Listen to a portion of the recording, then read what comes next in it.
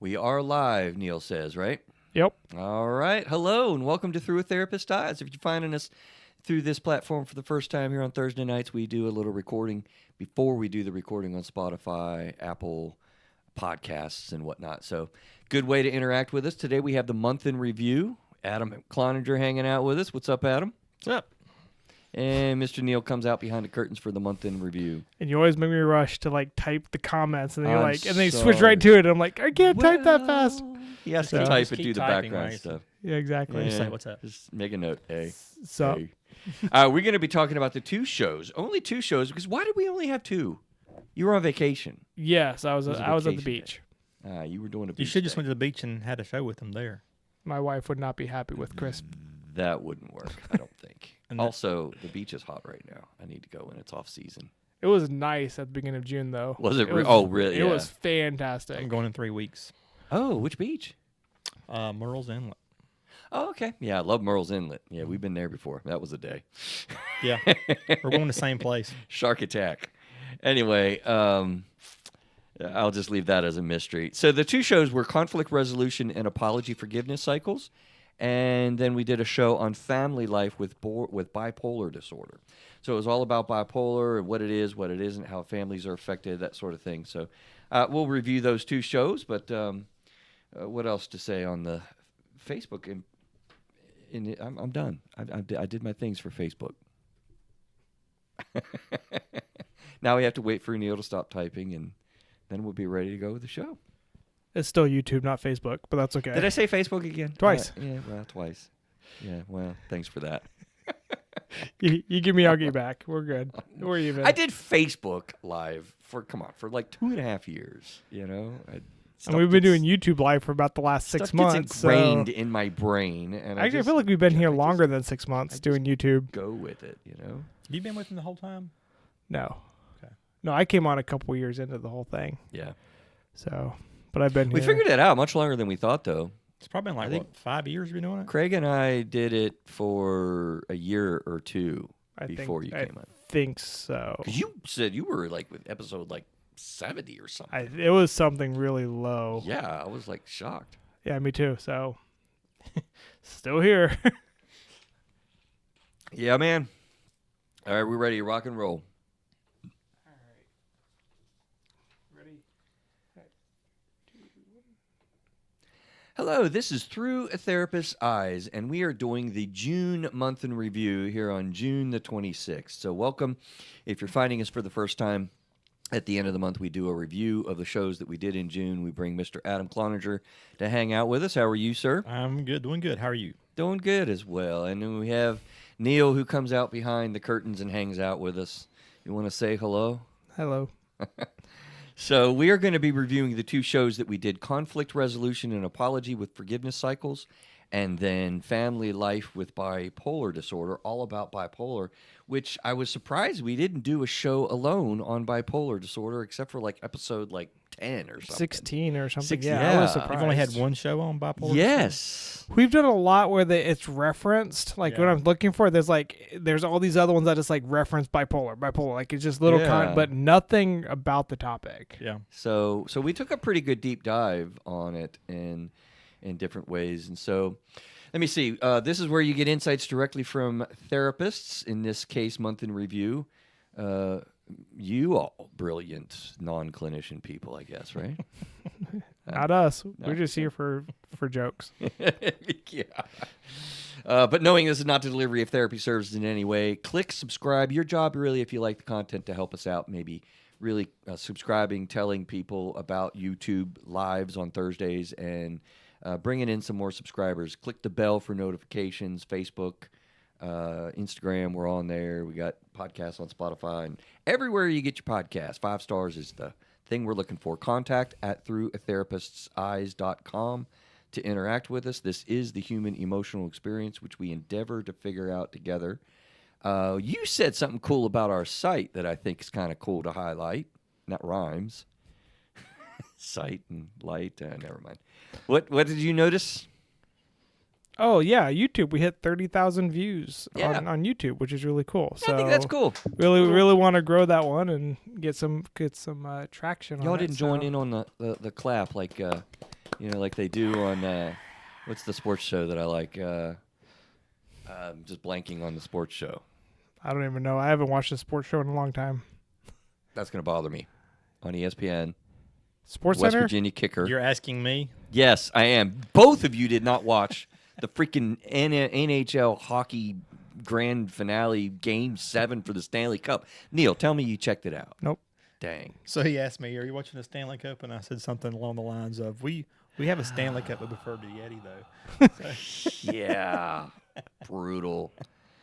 We are on alcoholfree.com. I like to mention that because I got an email correspondence that told us about them placing us on their podcast searching tool, which is a really cool place. If you're dealing with alcohol issues at all, they got a lot of cool resources. It's a podcast dispensary, I guess, or a main list that we're on. It's just resources in general, I think. Yeah. And we're one of the podcaster shows that they selected just for their website. Mhm. So I think Pretty it's really cool.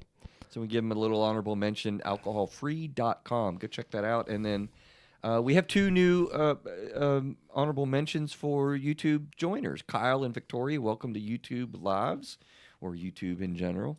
Love having new people aboard. I decided last week we need to highlight when that happens, and so we have 2 now. So numbers are growing, and we do want them to grow. That's what Neil said earlier. To get, what is our goal? 1,000. 1,000 subscribers. 1,000 subscribers. So we got a little way to go with that. So help us out. 1 per week is just fine. So on the month in reviews, we jump over to Adam, who has created a cool, fun game, a little concept called Down the Rabbit Hole with Adam, where he gives us fun things to talk about. And you said you had 3 short ones? Are we going to do all 3? What are we I know doing you here? said you only had 2 shows, so I had like one little topic, and I thought, I'm going to throw 2 little weird things I saw this week. I just thought I'd throw at you and just see. Weird mental health conditions, I guess. Well, no, the other. Well, yeah, I guess actually. Oh, did I guess it correctly? Actually, all 3. Yeah, all 3 of them can be mental health. Yeah. So. Well, they have to be mental health. This is a mental health show. What are we Yeah, gonna I know, but yeah. Well, the cool thing is, no matter what you find on the news, you can tie it in with mental health, no matter what. That is true. So. That is true. Is one of them the great debate tonight? Indirectly, yes. Oh my gosh, I am on a hot streak, Neil. What is Yeah. going on? Indirectly, yeah. Wow. I expected a flat no with that. Yeah, indirectly. I don't want to get too deep into that. No, yeah, well. So, all right, well, down the rabbit hole with Adam. Where are we going, brother? All right, so the first one's an oddity. Y'all may remember a few years ago there was a thing. I think it was about what color is the dress or something like that. Yes. Okay, there's a couple now where What color's the dress? what like So go ahead. basically there was this picture, and if you looked at it, either you saw a white and gold dress or you saw a blue and black dress. And legit, like, depending on different people, some people Really? yeah, and there was a shoe. There was also a shoe that they did it with that they saw was like teal and gray or some other colors. Can I And look yeah, this up? you Yeah, probably yeah. can't. Yeah, it's all, but yeah, and there's legitimate where some people saw one color, some people saw the other, and if you did certain things, you could still kind of maybe see the other color. It was a really weird, like, psychological like test, or like it's something about the vision. But yes, I remember that. Where do I look this up? Just look up. What color is the dress? Yeah, You're gonna look it up now? Yes. Okay. I'm surprised he hasn't seen it, but he wasn't a big Facebook person. He was too busy on his Farmville and his Mafia Wars. Really off the book. Yeah, that. Yeah, that's it. That's it? Yeah. Okay, so I'm looking at the science of why do no one agrees on the color of this dress. That's what it says. The science of why no one agrees. Oh, I read it wrong. On the color of the dress. What color is the dress to you? Well, yeah. Well, there's 3 dresses, and it's a horizontal pattern of stripes, right? So the one on the right is blue and black for sure. The second one is brown and white dolled out, and the third one on the left is brown and white very clearly. What is the deal? People see this as red? So, no, it was either gold and white or black and blue, and it was the one picture that people argued about it. Yep. There was a whole thing about that one. Depending on how you looked at it, it would show you 2 different things. It's probably the one in the middle that they were showing. Probably. It's Yeah, just that's gold, brown. Really? It's brown and white. Okay. What is this? What are we looking at? I mean, I would think that in that case you're going to be looking in the shadow, but all I was going to say was there's something kind of like that. So this one's on ones where you hear something, but depending on what you're seeing, you hear something different. Have you seen this? I think I've heard something about that one. Yeah. Okay. The current one I'm looking at is called Green Needle Brownstorm. Have you seen this? I haven't heard that one. Okay, so unfortunately, I was having a hard time trying to find a video on it. A friend of mine showed me one on Instagram. And I don't use Instagram, so when I tried to pull it up, it just said, download Instagram. I don't do that. So anyway, and I tried to look up a couple on YouTube. I didn't see a really good one. But the one that I saw that was really good was they had this person that had like a bunch of rainbow colored paint, and they were using like a squeegee. And on both sides of the squeegee, on one side it said green needle, and the other side it said brainstorm. Yeah. So the question is, what do you hear? It's a little device that does makes a little noise, and it's really weird. I even thought it was kind of a trick. If you look at the side that says green needle, and you're reading green needle, you hear it say green needle. Right. But if you look at brainstorm, you hear brainstorm. And I Right. thought, okay, I figured that somebody's gonna read this one and then they're gonna go to that one. I thought, okay, I'm gonna stay here 3 times. Nope, still said brainstorm. Okay, green needle, brainstorm, green needle. Didn't matter how many times I did it. Whatever you're looking at, Yeah. that's what you hear. So this is how it ties into the debate. Oh, this is the debate one. This is how it ties in the debate. That And phenomenon. you're talking about the Biden-Trump debate that is Yes. on TV tonight. Yeah, This is so- a debate night. We've been seeing this. We see this all the time. It's something we always said. The phenomenon is called priming. Okay. So based on stuff that you've seen or heard, when you hear something else, you may actually take the meaning as being something else because you've been primed to think that. Right. Right. That was just the oddity I saw. It's not an oddity, actually. It's a very common experience, believe it or not. Like, I've never gotten into hypnosis, practices. I took a training on hypnosis and learned about it and actually was able to implement it. Never really got good at it because I don't want to use it in my practice. You can use hypnosis for memory recall or trauma, particularly in the therapy realm. But I use memory recall by just, soothing, de-escalating, and then memories come back from trauma. So I never really found a need to do hypnosis. But when you look at the psychology world, and we've talked about implicit bias on here before, so there is a lot of really powerful psychological stuff going on. Like when you have a hypnosis that does the stage shows and stuff, that is all 100% full legit. It is not a magic show. It is not set up. It is very much people that are good at hypnosis, and they engage you, and they really do prime you. certain thoughts. They Yep. really do install hypnotic beliefs and hypnotic strategies. Like when I was at this training, Dr. Neil Newfield. Hey, Mr. Newfield, I hope you see this someday. He was my favorite college professor, and he put this kid under hypnosis. And one of the hypnotic suggestions he gave him is, when you come to, I want you to do 2 things just to demonstrate the power of hypnosis and how it works with the mind. I want you to forget what your name is. And secondly, I want you to notice something about me in my face that looks funny.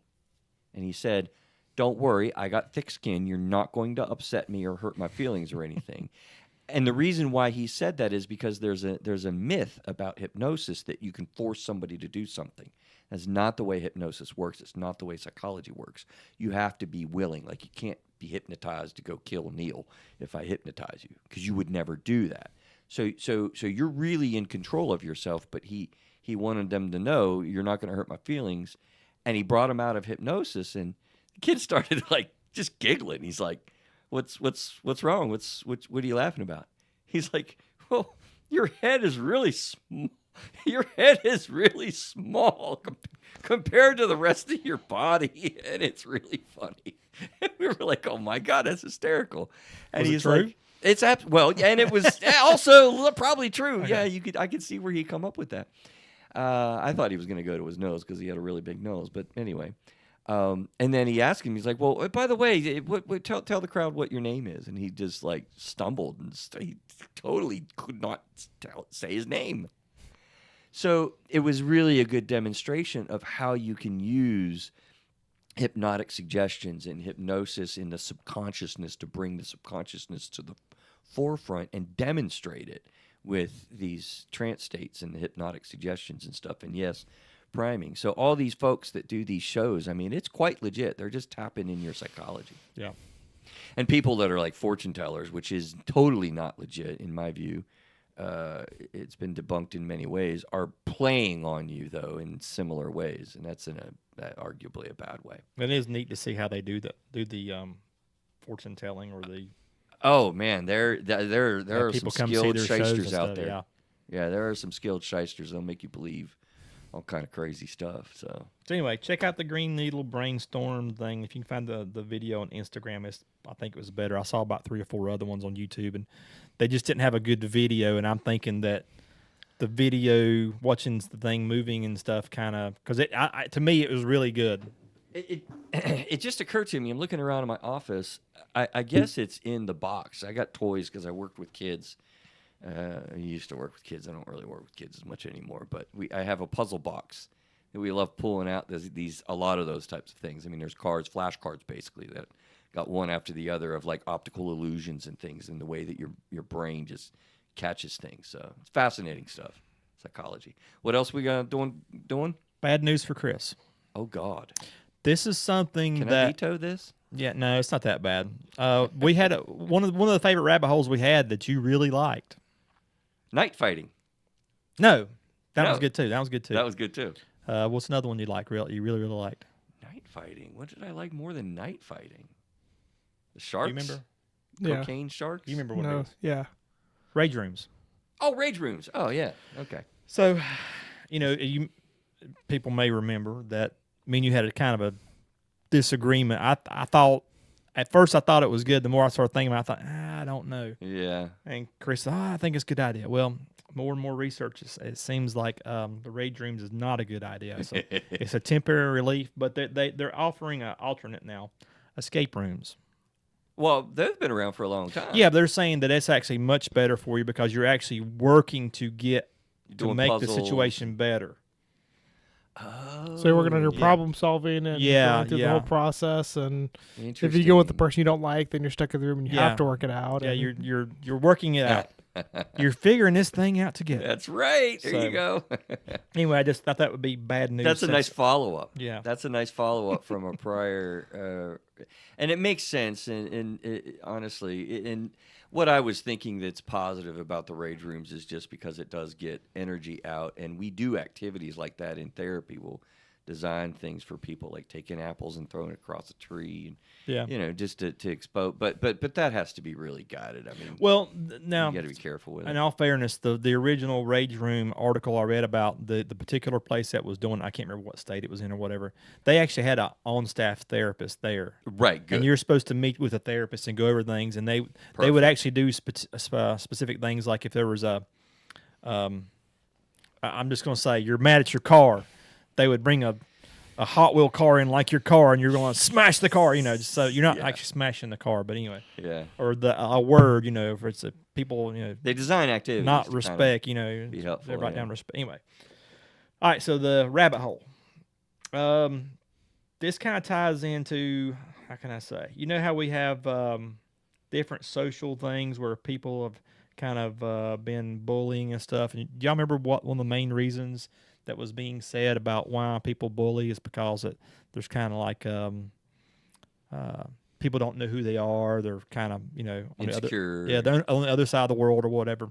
Okay.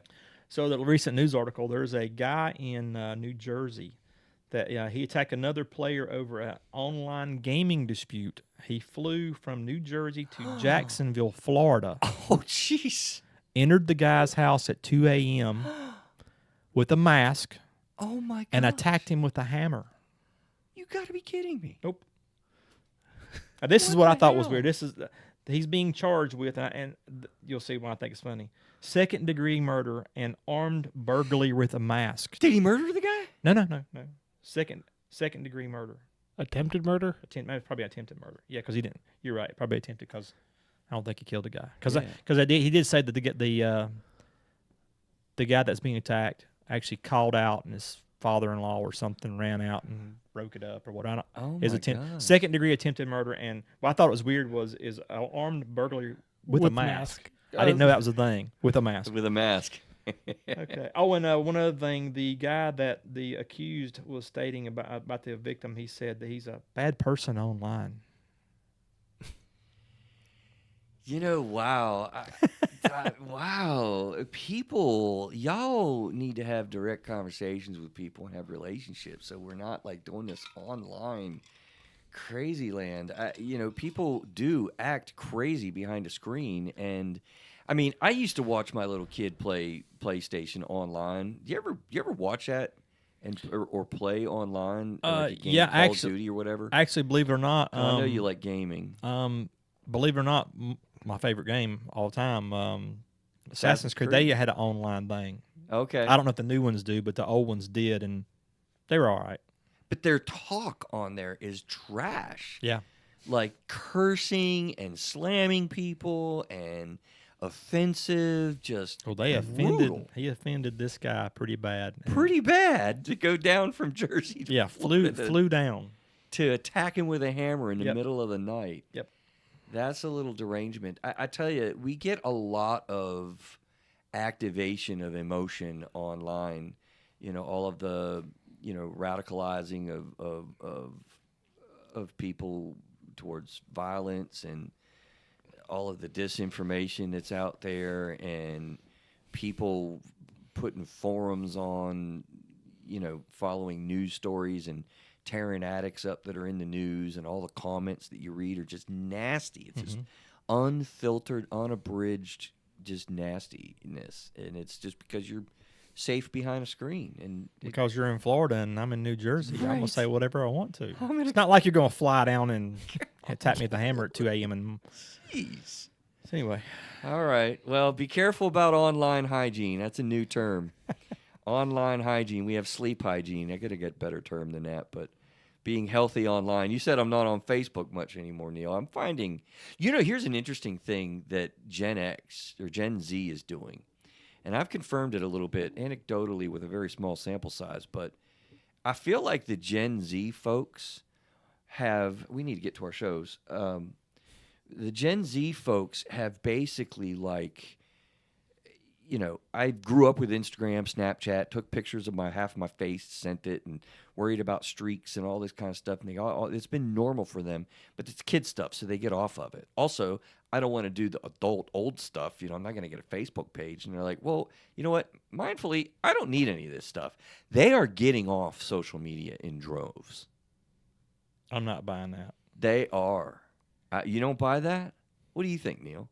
I bet they're still doing Instagram and whatever else. They They've use just getting Instagram their for pictures. news, but they're not like doing all chatty and posting and doing They're all just that. shifting. They're shifting. They're probably still on something, but it's just not Instagram anymore. It's like, once again, it's that X. Facebook is this older generation. Right.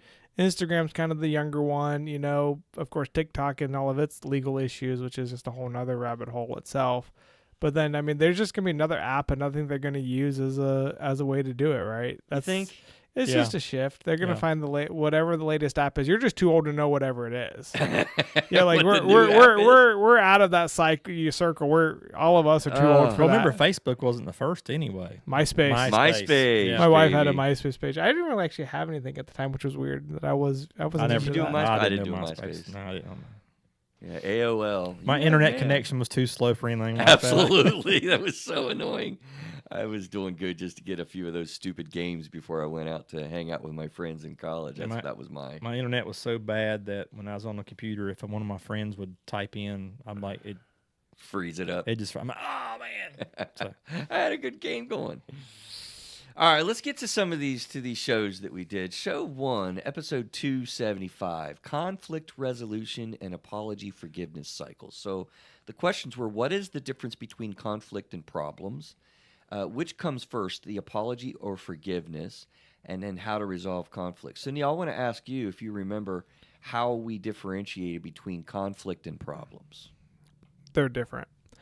The problem is like kind of like that deep seated like situation you have to resolve. That's where the conflict is. Just usually it's just a moment in time where you just go against someone. So like Right. the problem is definitely a lot more, and problems lead to conflicts. Usually it's the way I think about it. But yeah, that problem is that when you and your spouse have a conflict or your siblings have conflicts, sometimes it's because of a deeper problem that they haven't actually solved. Right. So which one do y'all consider worse then? Problems. Problems. For sure. Okay. It's more chronicity, more internal, some of that psychology stuff with implicit bias we were talking about. I mean, problems are something that therapy really is good with, that you really need to get at what's driving your behavior or the way that you're thinking, all those types of things. It's pretty depthy. It's not talked about a lot, but the reason I wanted to differentiate was because I really wanted to try to normalize when we were doing that show, and I don't think it came out enough, which I keep saying is why I like these review shows, to really re-hit these themes that we missed or didn't really get. Let you think about it for a couple Yeah, weeks. right. Because I really wanted to normalize conflicts. Like, they happen all the time, and people are afraid to deal with them. And we need to be able to deal and resolve with simple situations without mixing in, as you said, Neil, absolutely on point, problems that are a part of the way that you interact. Most of the time, you're dealing with problems that you don't even know are active when you're in a conflict, and that's what creates the hours-long conversation, which is horrible, right? So, next question I want to ask is you, Adam. Trick question. Which comes first from the apology and forgiveness cycle? Does the apology comes first or the forgiveness come first? The apology comes first. Yeah, that is the common thinking. Gotcha, though. The I set you up, No, though. but the forgiveness doesn't always come. It doesn't always come. Neither the apology doesn't always come either. That's true. Absolutely. So, Neil, hammer it down, because I think after the show we were talking about, you were like, oh, that's so cool, the way apologies actually serve the person apologizing that we were talking about. So, apology forgiveness cycles, which one comes first? Depends on the people, but really, yeah, what you brought up was, I always knew forgiveness, when you look at forgiveness, it's not about the other person, it's about yourself, because forgiveness is definitely something that if you don't forgive and move past, it's just going to eat at you and it's just going to hurt you, right? Resentments, yeah. So, but then you said what I thought was interesting was apologies was for you. So if you're the one that does the wrong, apologies is for you to help get over the guilt or shame of realizing you did something wrong. And because that also, guilt and shame is almost just as bad as that anger you have. It's amazing how it can hinder you. And so when you brought that up, it was like, I never thought about how important apologies were for the person who does the wrong or who's perceived to do the wrong, versus, because I always knew forgiveness was, you can't control someone apologizing to you, but you can control your forgiveness of that person or your apology of that person. So it's that internal locus of control or something. Absolutely. A nice clinical term thrown in there. Adam, it's funny because people totally think, that's why I probably shouldn't set you up, but apologize for that. Please don't be in conflict with me. Do we need to resolve anything? He'll never forgive you. We'll go to the night thing and just beat each other up with we're going night fighting now. I'm not fighting you. You're way more in shape. You could do 40 push-ups. I said I don't have a chance. But you got the extra weight behind you. You're good. I do. I can't get momentum together and maybe get a good one in. But no, apology and forgiveness is something that people really think, I need you to apologize to me, and then following, I will forgive you. But that is all completely wrong in not healthy in the way that Neil was just describing. And we took a deeper dive on this, but usually if you and I are in conflict, we probably have something that we both have not done perfectly, right? So there's actually 4 tasks that need to be done, and they need to be done in any order. A forgiveness can come completely before somebody apologizes, because you're letting go of your anger. That's what you're doing when you're forgiving somebody. So if you and I are in conflict, we have 4 tasks. You probably need to apologize. You probably also need to forgive me. I need to apologize, and I also need to forgive you. And the two tasks that I'm doing are for myself. They're really not for you. I get much more of the benefit. Now, if I apologize to you, you're probably going to feel good. Oh, I'm glad that I can let go of that now. It might be helpful. But you need to be able to forgive regardless if you get an apology or not, because you can't keep that anger. It'll eat you up, right? Right. So in any order, all four are going to need to happen usually, right? And people just do not think about apology forgiveness cycles that way. So do you forgive me? Sure. Okay. I'm not feeling the forgiveness. I'm not feeling it, Neil. I'm hurt over It's here. not about you. All right, it's not. I have already apologized. I let go Exactly. of my There shame you go. towards what I have done to Adam tonight. All right. That's real simple. We took a deeper dive on the show, but does that make sense? Yep. You know? So there's also another cool thing that I'm just doing a quick review because I thought there were really cool things in here. You guys have heard probably of Gary Chapman's 5 love languages, right? Yep. Have you heard of this? I doubt it. You don't read a lot of self-help books, do you? No. You need to. I'm not going to do something else I need to apologize about, Neil. I almost let it slip. Adam, you're not good enough. Go get some self-help books. Yeah, Right. okay. All right. Now you need to apologize to Adam. I probably want to sleep about 8 hours tonight because of it. Well, there's this very well-known book that came out, The 5 Love Languages. Everyone raved about it. Everyone loved it. I think it's an awesome material. But he also wrote The 5 Languages of Apology. Right? Or was it forgive? Yeah, the 5 styles, rather. The 5 styles of apology. And so if you don't speak the same language, just like in love languages, it's like quality time. You never heard of that? Physical touch, Yeah, words yeah. of affection. That's the 5 love languages. Gifts. Okay. Yeah, gift giving. Those are weird people. I don't understand that at all. I love all you people who give gifts. I didn't mean you're weird. Now I have to apologize to the listening public. I'm just They'll never forgive you. I tell you, hate mail is coming now. No, it's really cool because if your love language is acts of service and mine is words of affirmation, I need you to tell me things with words, and you need me to do things like wash your car, and that conveys, I feel, some sort of way affectionately towards you. This is the same thing with apology. So think about, how do you give an apology? Before telling you the 5, do you know how you tend to take responsibility for something? What do you do when you apologize? Or how do ever you think about say it? your apology? How do you say your apology? Well, it didn't necessarily say. So how do you do apology? Well, you need to make sure you do it in a way where the other person can relate to it. Okay, well, you're advanced there. Okay. How do you relate to it, though? Because you're probably going to do it the way you want people to apologize to you. And there's 5 different ones he identified. Do you know, Neil, what yours is? Because I don't really know what mine is. I haven't thought enough about it, to be honest with you. So you're saying that I would probably apologize the same way I would think someone else should apologize to me? Correct. Yes. Okay. Do you want to see the 5 options? Well, I want to struggle. How do you do apology? So if you get I enough, try to always do the right thing anyway, but I mean, when you do, try to see it their way and, apologize for hurting their feelings or whatever. Okay. So think about this. The 5 are expressing regret, accepting responsibility, making restitution, genuinely repenting, and then requesting forgiveness. So let me try to narrow it down for you in what you've said and in knowing you. Obviously, requesting forgiveness is not your style. Accepting responsibility, I don't think is your style either. Maybe expressing regret, maybe making restitution, but genuinely repenting is like, I am genuinely sorry, and there's no ifs, ands, or buts, or follow-ups and explanations about it. I feel like you might be making restitution or expressing regret. Well, does any of those stick out?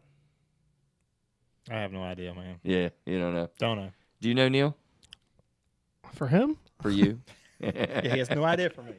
I think accepting responsibilities is one that I would probably like when I think about like when I deal with my kids or my wife. Like I'm thinking about like what I say when they like, and I'm thinking I think that's one thing I have a big deal. But like if you're gonna do something wrong, just admit it and then just take care of it. Like Yeah. just move, but you have to like that phrase, accept responsibility. That's like a big part when my kids do something wrong. It's like That makes sense for you. so knowing you. that's Yeah. mine. And I took me a minute. I'm like, which one was it? I think So- I might be expressing regret.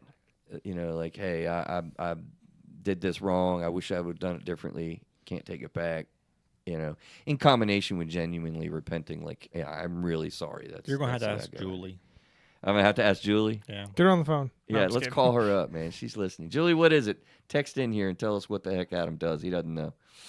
But I think it's but I think it's also because that is an interesting.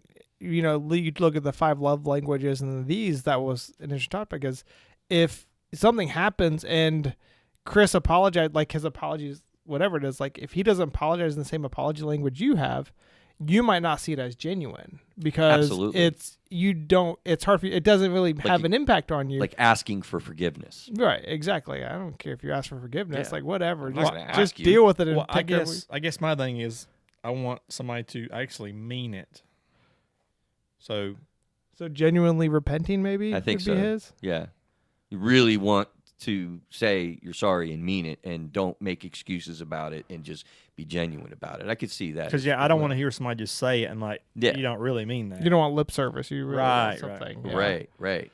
Yeah, but like if yours is asking for forgiveness and I express my regret and I tell you I'm genuinely sorry and I accept my responsibility and I make restitution. Here's my plan to never have this happen again. That's a whole. If yours is requesting and I never ask you to forgive me, then in your eyes I never apologized. It is very powerful in realizing this. Because people will fight and fight and fight over and over again about the same thing for years. Right? And never realize that this has been addressed. It just wasn't in the same language. But and I think that and I thought that was interesting because love language you hear about, that whole thing, quality time versus gifts. You could have a thing where, your girlfriend or wife or whatever wants to hang out on the couch and watch TV. And you're busy and all you do is you just keep buying her necklaces. And she's like, I don't care about these freaking necklaces. Just spend an hour with me on the couch. Right. So Right. you're like, I'm doing all this stuff for you. I'm buying you all this stuff. And like, I just don't care, but you're not talking to me. And so it's always knowing. And that's why it's important on these things, knowing your partner's love language, whether it's apologies or whatever, helps you kind of understand, oh, well, that's why that apology didn't really work. And she's still pissed at me. So wait a minute, Julie keeps buying me things. Should I be worried? Yeah. That means you need to buy her stuff. Exactly. You're screwing up. No, she says for Adam, it depends on who it is and what he's apologizing for. So basically, Julie doesn't know either. That's the way I Yeah, she take does. that. Yes, she does. Yeah, she probably does. She does. But let's move on to conflict resolution because it's something that we didn't really hit a lot on when we spoke and spending on time on like how do you really do this, and I think that's because my goal was to really kind of get at like normalize this and just deal with your own internal feelings and really get into what you can control, which is your apology and your sense of forgiveness. And then the conflicts, because you're avoiding problems, becomes so much easier to manage. But what do we do when we actually get into a conflict? Any ideas, guys? What, when you got conflicts, how do you go about dealing with them? Nip it in the bud. Early. Run away. Run away. Oh wait, that's not the healthy way. I didn't qualify it. Shut down. He and- didn't say the healthy way though. I did not. Hey, I saw a short that said the step away rule, the 15-minute rule, to like if there's a major conflict. So I hear that's good. You can run away. You just have to come back. Yeah, that was funny. One of the comments, we had a lot of interaction with that particular short. One of the comments on there was, what happens when he says, get the F out of my house? It's like, yeah, well, that's not exactly conflict. And then someone else typed in, it's like, well, he didn't say I'll be back in 15 minutes, so that's not the 15-minute rule. We can have fun with it because it's so emotional. You know, when you're in a state of conflict with somebody and you know you need to deal with this, and I tell you, you know, Neil, I know actually, I know you better. You weren't making a joke, really. Run away, shut down. I don't want to deal with this. I don't want to have this conversation. And it then gets avoided, and it just doesn't get dealt with. Not a good plan. I really want to normalize, like, do this. And when you begin to allow yourselves in a close relationship, particularly marriage, but this is not just marriage, you develop more confidence in being able to express anger, like receive other people's perception for what it is, avoid taking things personally and getting into like a bad space about insecurities and stuff. Like when you do this a little bit more regularly and get into a conversation where conflict is and successfully resolve it, man, your emotional health just skyrockets with all of those things. And so how do we do this? I actually have 3 steps. We did this on episode 40, 3 steps to resolve any conflict, right? The first step is tell the person to stop doing what they're doing. Usually, if you simply do that, the conflict usually stops, right? And then what are you smiling about? Oh, Stop it. Julie knows what I'm thinking of. It's not her. Oh boy. We need her to text it too. Where is she? Just join the show, Julie. Yeah, we What don't are need to doing? talk about this. Yeah, no, we won't talk about this. So, second step is back off and give the person space so that you're not getting aggressive. And the third is get objective third-party help if you're still in conflict. And that isn't a judge necessarily or a police officer. It could be just a friend or a priest or a pastor or a therapist. But, you know, you do those 3 steps, and I think that you're going to go a long way to resolving most any conflict that you're in. Now, there's many ways, and we did do a whole show on it, episode 40, so I won't spend much time on it here, but many, many ways to kind of go in and through, you know, that process. Each step 1, there's many ways to tell people to stop doing what they're doing. I mean, humor is a great method, right? Diffuse. Yeah, that's a great way to diffuse. De-escalate, diffuse, and just, you know, somebody squaring off on you. My brother told me, I remember when I was a kid, like, what do you do when somebody wants to fight you? He's like, I just make them look stupid and say funny things. I'm like, okay, well, that's a great idea. So I get my wife to stop being mad at me. I make her laugh at me. She hates herself for it, but it's so good. You sit back and enjoy it. He's like, yes, she hates herself. Oh, no. No, I just enjoy the fact that ouch. I just enjoy the fact that I win. You know, she's like really pissed at me, and I do something, and she starts going like cracking and laughing. I'm like, ha. Got it. I'm out. Now we don't have to deal with the problem. Oh, I'll deal with it later for sure on Yes, some indeed. things. Helpful traits, normalizing this. I think we've talked about that. Actively listen, communication, but that's so simple. People talk about like communication, so weird. Usually there aren't communication problems, I like to tell people. I know that sounds crazy. In couples counseling, I say that, and they're like, their eyes turn and whatever. And I'm like, look. There's like, well, why are we here then? Right.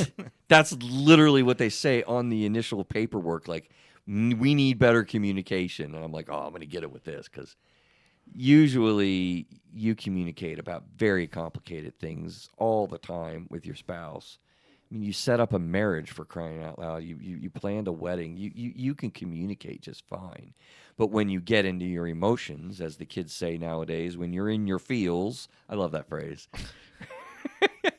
You can't talk about whether you're going to get Coke or Pepsi at the grocery store, right? You just get so twisted. So it really isn't usually communication problems. It's more insecurities and whatnot. What did I say wrong? No, just you're trying to find something minor. Huh? You're trying to find something minor about the Coke or Pepsi. Oh, absolutely. Right. That's actually a big deal, though. I mean, Yeah, it is. That's not minor. I can see that being, minor to somebody like. Now the big question is it Dukes or Miracle Whip?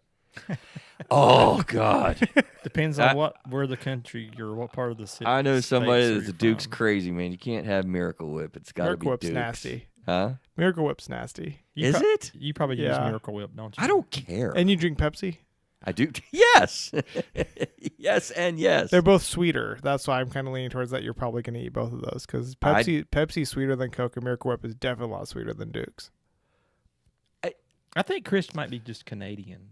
He might be. Do you just drink Dang. maple syrup? What am I doing here? Like, somebody save me. Sounds like we're starting a conflict. I feel like We I'm need to being resolve it. attacked. All right. One thing I do want to bring up about the conflict is, you want the thing you talked about is normalizing conflict. Yeah. And what I was just thinking about is when I'm thinking about early in marriage, and my wife and me had very different personalities. I'm engulfment, she's abandonment. I won't Right. tell her that because she'll get mad at me because she hates those terms. But it's two different personalities. And what I found is being an engulfing person, I would basically try to deal with the stuff on my own, and eventually it comes to a head, and it becomes a bigger issue. But now it's, we've grown in our relationship, and so now it's like if something comes up, I just blurt it out, and it's a smaller conflict. Right. And the more you kind of go through this process, it's no longer a 2:00 in the morning argument. You guys are both yelling at each other. It's a 2:00 in the afternoon little spat, and then you guys are done. You move on, and that's the importance of getting this out, dealing with the conflict. So either it doesn't become a problem, or like you said, you build that relationship with that person to be like, okay, I'm done with you. Let's deal with this problem, and then you move on. Are you in a place of confidence about that now as a result? Oh yeah, definitely. Yeah, yeah. There's a lot of times now that I'll bring things up to her, and then it's like I just don't care, 20 years, whatever, Yeah. or I just feel more comfortable. Like I can tell her because I'm not worried about how she. Well, I still kind of am worried about how she reacts, but that's a whole Of course nother you thing. are. But it's a lot different now. It's a lot more of just, oh yeah, here's an issue, just get it out of the way, and I don't have to deal with it later. And it's a lot healthier for us as a couple. So I would Yeah. prefer that term be used issue instead of conflict. Conflict just seems too harsh. That's why I was even asking you. That issue sounds better to me. Conflict just seems but an much issue worse. is what you conflict over. right. So Yeah. technically, conflict is the action of you and another person like disagreeing Having or an having issue. dealing with an issue. yeah. But I think Before that's it becomes what a we want problem. to reframe, Adam. I think you're right. I mean, Conflict it does just seems too harsh It to does me. sound harsh, but it's not. That's the whole point. I'm not really good with somebody being upset with me. Like if you're upset with me because I didn't send you the Opus things that you mentioned, I didn't even get the email. Or when you said I wasn't a real producer. I did not say that. I did not say that. I'm still hurt by that. What's that? I'm still hurt by that. Oh man, I apologize. How can I make restitution for? Just having accept things? responsibility. We'll be fine. All right, that's right. I am responsible for the feelings that you have. Although, all right, we're going into another rabbit hole. It's getting weird. All right, where are we at? Oh yeah, rash. Yeah, I don't want to shy away from that, Adam, because I think that there's a competing interest that you have, and that you have to kind of engage each other in the discussion. And you can think of it as an issue, but people are just afraid of that anger that they're receiving from people. How about dispute, quarrel, squabble, I or like disagreement? Squabble. Squabble. Don't squabble about things. Squabble resolution. Yeah. Those are the synonyms rather. Synonyms. I don't know, conflict just seems so harsh to me. Yeah. That's why I remember at the very beginning I asked, well, which one do you consider worse? Because to me, it just sounds. Right. Anyway. Yeah. Yeah. You did. Yeah. Problems are worse. All right. We are needing to move. What do we need to sum up with that? I think that we're good. We didn't talk a lot about what third party means: mediation, arbitration, therapy. John liked that I had conferences in that as a third party person, but a pastor or programs, groups, sometimes just a common friend. So let's talk about the show that we did, episode 276, Family Life with Bipolar Disorder. The 3 questions. Do you know what bipolar really is? Can you differentiate this from borderline personality disorder? And what do families experience with this? So, Adam, I'm going to go to you first to see Oh, boy. non-clinician view.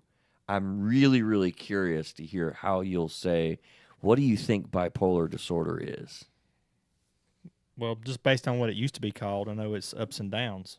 Okay. So you have, you're doing good, then you're like in deep depression.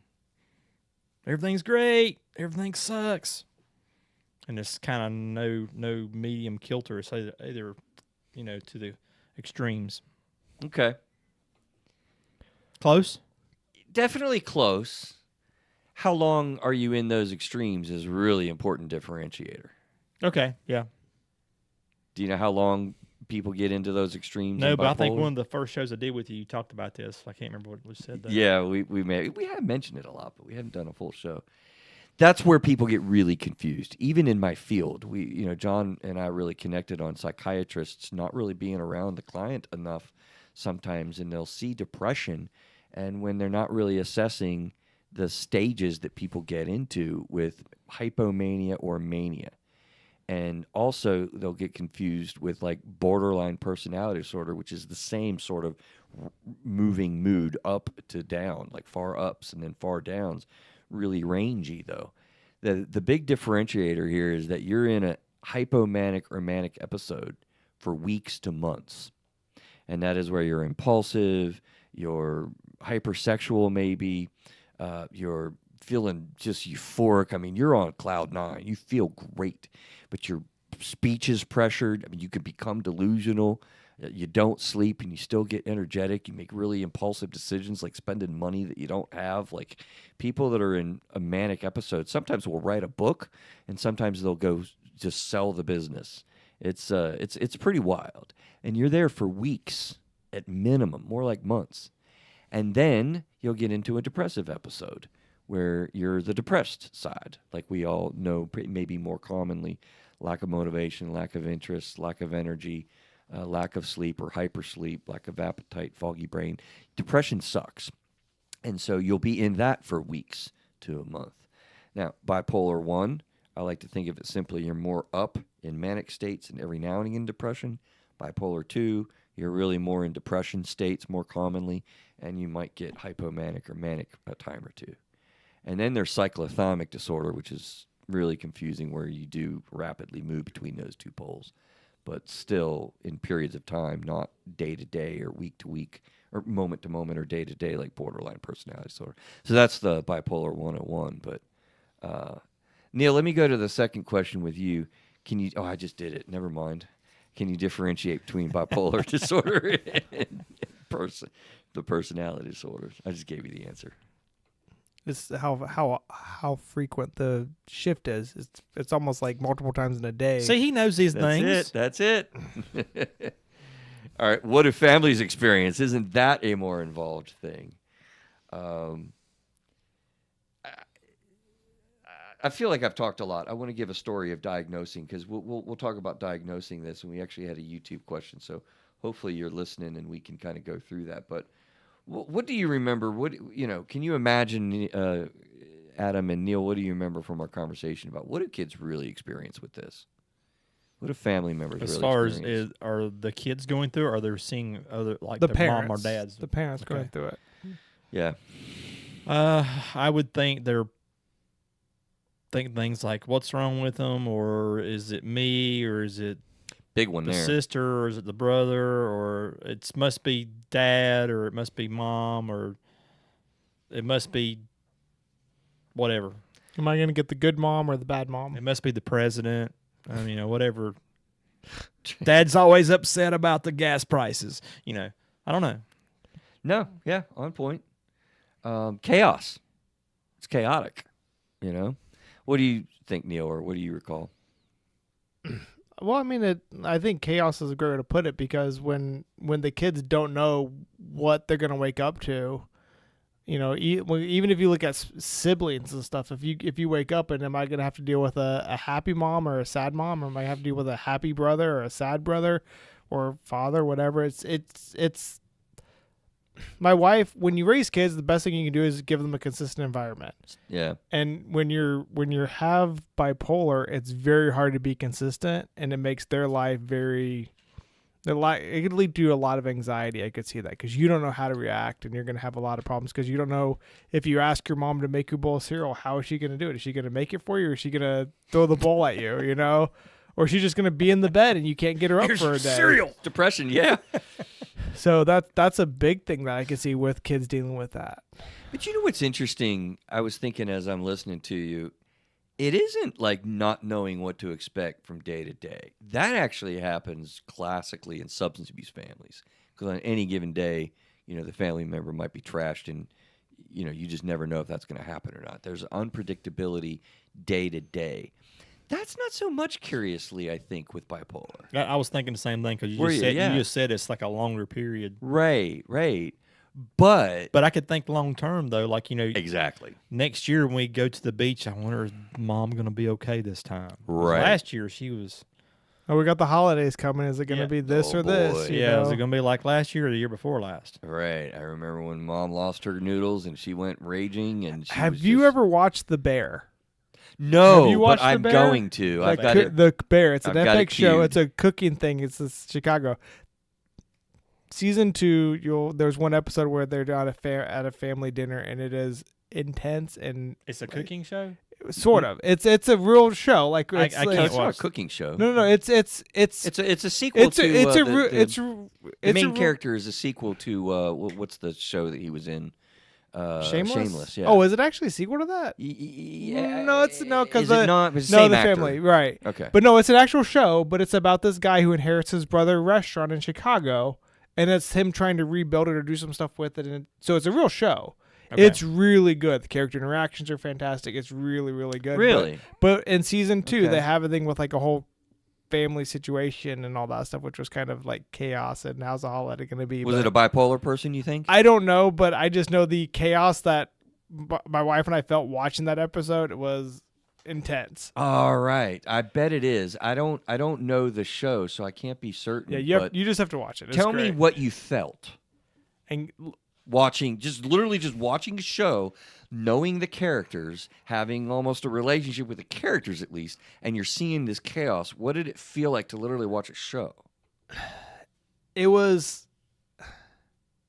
I felt like I was on pins and needles the entire time, and it Right. just drove me like I was like it's a 45-minute show, and we like stopped it for after 30 minutes because we had to take a break. Really? Yeah, it just Golly. bothered Alicia and me. Like it's just one of those things. It was very intense. It was a great episode, but it was just the whole family is probably bipolar. Honestly, the characters, it's crazy. Yeah. You'd have You to just watch felt it. like you had to go to your room for a little bit. Yeah, we had to like turn the TV off and be like, all right, let's watch some like Blue's Clues or something. I need some like. Wow. It was crazy. You're totally turning me on for the Great series. show. I've got Great it- show. I've You got it have to queued. watch it. But the thing that I thank you for, I wanted to dial in on that because the feelings that you were having, obviously just watching a show is The kids. surprising. Can you imagine literally like living the pins and needles, the eggshell, when somebody is hypomanic, they how can I put words on that? Like, I wish we could show a clip or something of what you're talking about because the intensity is so high. Like, this is somebody that is going to tell you they are euphoric. They feel godlike, okay? You got to realize they think they have all the answers, and they will intensely tell you exactly what you need to do, what you need to know, and why you're wrong. And it's pressured speech. They will speak fast, speak loud, and speak often, and tear everything down. And because they have this godlike knowledge, it's really intense. Can you imagine being disciplined by somebody who's in that state of mind? That's my daughter. Is your son depressed? So do you have bipolar kids? And Well, the question is also when you look at like parents when they're that hypomanic or manic state, do they really do like some of them? Do they even do discipline, or do they just kind of let it ride sometimes too? there's a lot of abuse that goes into it. I mean, they'll Even be in checked manic. out and in their own world, but when they're around, they're pretty verbal, you can get pretty nasty, pretty like just off the chain. Like, I don't even know, what are you yelling at me about? Like, I don't even know what you're talking about. Because you get fragmented ideas too when the person's manic.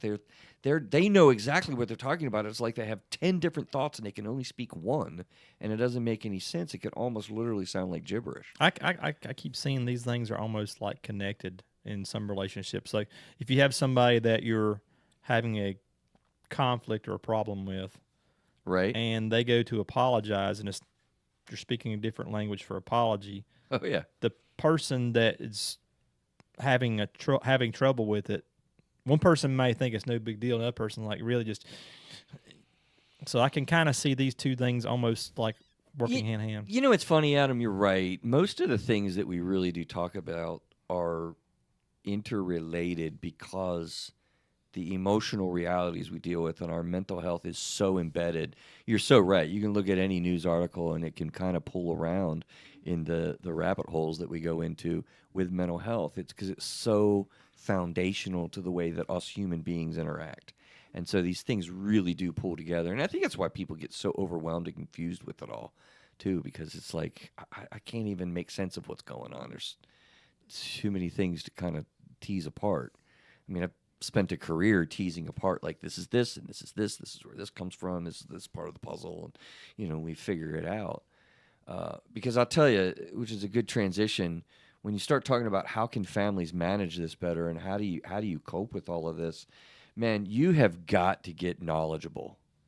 You've got to learn about, like, what is going on for my mom, what is going on for my dad, or sometimes your kids do have bipolar. You know, why is my kid acting this way? It's bizarre, and you can really create a lot of animosity if you don't understand that this person is in an episode and they don't really have control of themselves.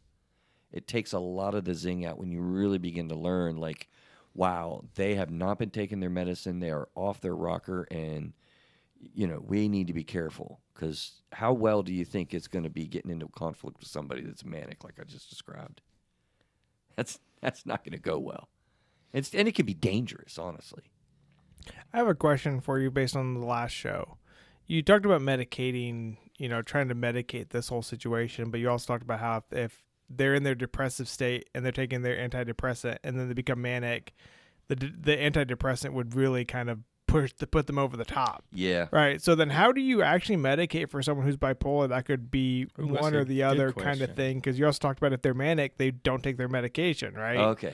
So how do you medicate? Because that was something that kind of brought up in past. I'm like, but we didn't really cover, like, how does that work on a bipolar basis? You're absolutely right. The reason why, what Neil's saying is, we talked about how dangerous it can be when you find a person with bipolar disorder. Oftentimes they're coming to treatment when they're in a depressed episode, because you feel great when you're manic or even hypomanic, which is manic light. So you'll give them an antidepressant, which is an SSRI. They're trying to bump up serotonin in your brain. The trouble is, when you prevent depression, you're bumping up. You will throw somebody into a manic episode with just an antidepressant. So it's a totally different class of medication. It's designed to bring your serotonin levels up. But we don't want to do that with a manic person. So we have a completely different class of medication called mood stabilizers. So you've heard of the old school lithium, right? Lithium is a salt medication that we found that it levels out the mood, so it doesn't allow your mood to go up into the crazy land of mania or depressed. It kind of tries to hold you in one spot. So now we have Depakote, lithium, Seroquel, I think, is another mood stabilizer. I think, no, that's an antipsychotic. But the mood stabilizers are different altogether. You're just basically bringing the extremes down to the middle. And is that why some people do that? They feel like they might feel numb or something because they don't actually have they don't like it, Neil. Yeah, exactly. Because don't take my mania away. Don't take my creativity. They like that part. Love that part. Don't think about how impulsive they're being. Don't think about how unpredictable they're acting. Don't think about all the impacts that, you know, I mean, you can just imagine living in a child. I think we characterize it a little bit. You know, you mean to tell me I have to take all this freaking time, 7 freaking hours to sleep? I'm good with the 2 or 3 that I get in mania. Is that medication, like, is that one of those compounding medicines that your body gets used to it? Tolerance. Right. Do you have that? Like, because we talked about how ADHD was more like it's like stimulant. Once you're done, you're done. But like the antipsychotics or the antidepressants, it's kind of like you build up over time.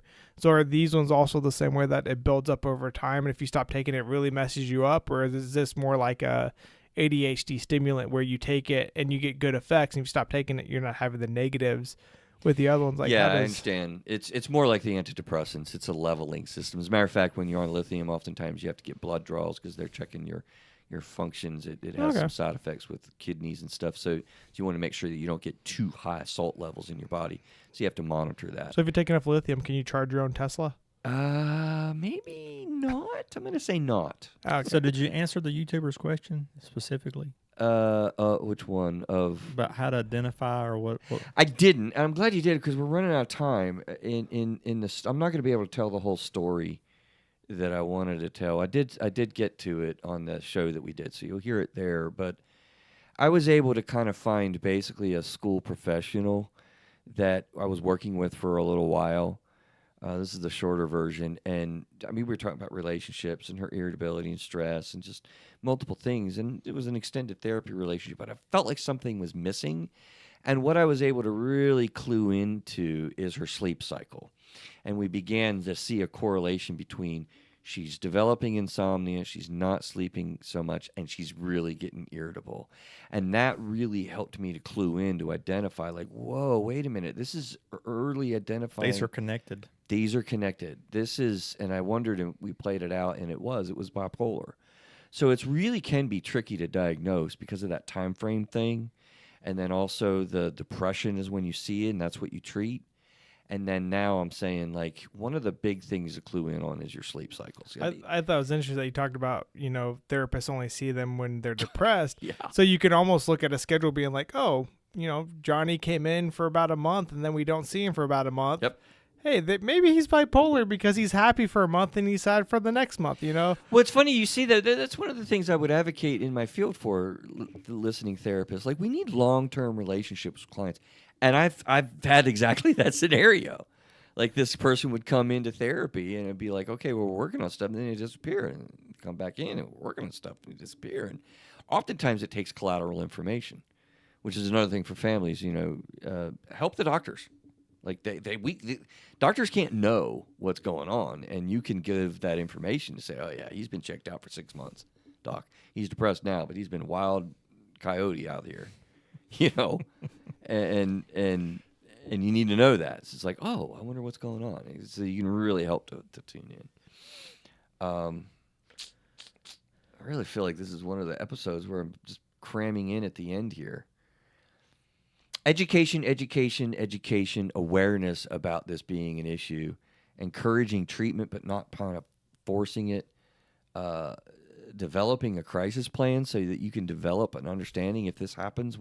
This is what we're going to do to support Daddy because we know this is going to happen with episodes.